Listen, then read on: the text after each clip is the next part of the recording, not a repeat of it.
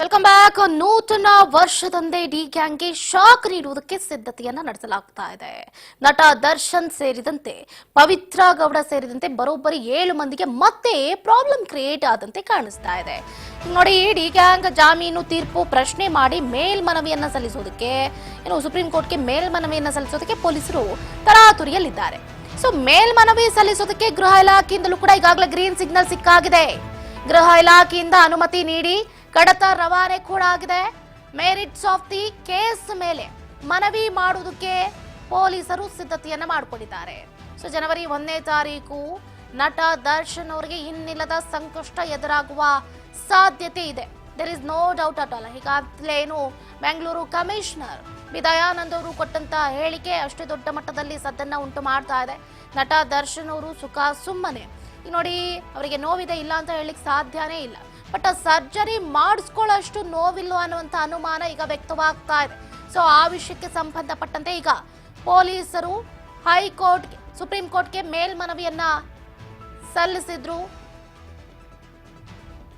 ಇತ್ತ ಗೃಹ ಇಲಾಖೆಯು ಕೂಡ ಈ ವಿಷಯಕ್ಕೆ ಸಂಬಂಧಪಟ್ಟಂತೆ ಗ್ರೀನ್ ಸಿಗ್ನಲ್ ಕೂಡ ಕೊಟ್ಟಾಗಿದೆ. ಹಾಗಾಗಿ ಪೊಲೀಸರ ನಡೆ ಬಹಳ ಕುತೂಹಲ ಕೆರಳಿಸಿದ್ರೆ ದರ್ಶನ್ ಅವರ ನಡೆ ಬಹಳ ನಿಗೂಢವಾಗಿದೆ.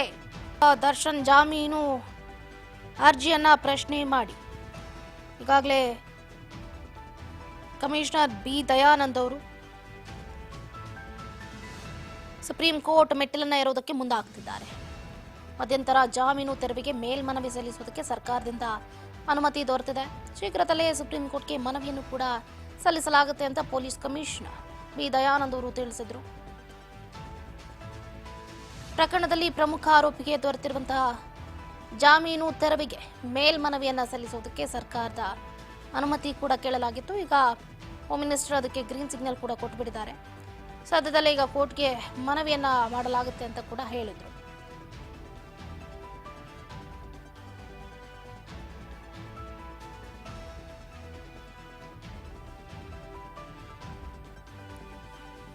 ಈಗಾಗಲೇ ಸಿ.ವಿ. ನಾಗೇಶ್ ಅವರು ಕೂಡ ಈ ವಿಷಯಕ್ಕೆ ಸಂಬಂಧಪಟ್ಟಂತೆ ನನ್ನ ಕ್ಲೈಂಟ್ ದರ್ಶನ್ ಅವರು ಬೆನ್ನು ಹುರಿ ನೋವಿನಿಂದ ಬಳಲ್ತಾ ಇದ್ದಾರೆ.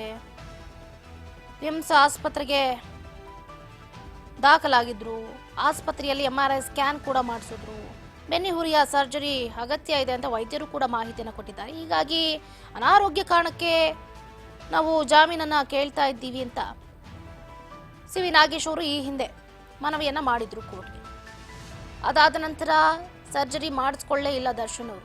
ಅವ್ರಿಗೆ ಎಷ್ಟೇ ನೋವಿದ್ರೂ ಕೂಡ ಫಿಸಿಯೋಥೆರಪಿ ಇಟ್ಸ್ ಆನ್ ಆಫ್ ಅನ್ಕೊಂಡು ಮನೆಯಲ್ಲೇ ಫಿಸಿಯೋಥೆರಪಿ ಮಾಡಿಸ್ಕೊಳ್ಳಿ ಅಂತ ಈಗ ವೈದ್ಯರು ಕೂಡ ಸಲಹೆ ಸೂಚನೆಯನ್ನು ಕೊಟ್ಟಿದ್ದಾರೆ.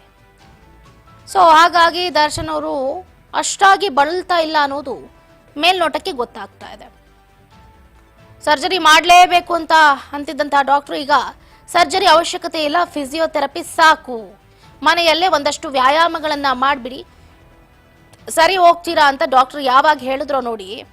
ಇತ್ತ ಪೊಲೀಸ್ ಅಧಿಕಾರಿಗಳು ಅದೇನು ಫಿಸಿಯೋಥೆರಪಿನೋ ಜೈಲಲ್ಲೇ ಮಾಡ್ಕೊಳ್ಳಿ, ಅದೇನು ವ್ಯಾಯಾಮ ಬೇಕು ಜೈಲಲ್ಲೇ ಮಾಡ್ಕೊಳ್ಳಿ, 48 ದಿನ ಸುಮ್ಮನೆ ಕಾಲಹರಣ ಮಾಡಿದ್ದೀರಿ, ಯಾವುದೇ ರೀತಿಯಾದಂಥ ಆಪರೇಷನ್ ಕೂಡ ಮಾಡಿಸ್ಕೊಳ್ಳಿಲ್ಲ, ಪೊಲೀಸರಿಗಷ್ಟೇ ಅಲ್ಲದೆ ಕೋರ್ಟ್ಗೂ ಕೂಡ ನೀವು ಕಣ್ಣಿಗೆ ಮಣ್ಣನ್ನು ಎರಚಿದ್ದೀರಿ. ಸೊ ಹಾಗಾಗಿ ದಂಡ ತೆರಲೇಬೇಕಾಗತ್ತೆ, ಉಪ್ಪು ತಿಂದಿದ್ದೀರಾ ನೀರು ಕುಡಿಲೇಬೇಕಾಗತ್ತೆ ಅಂತ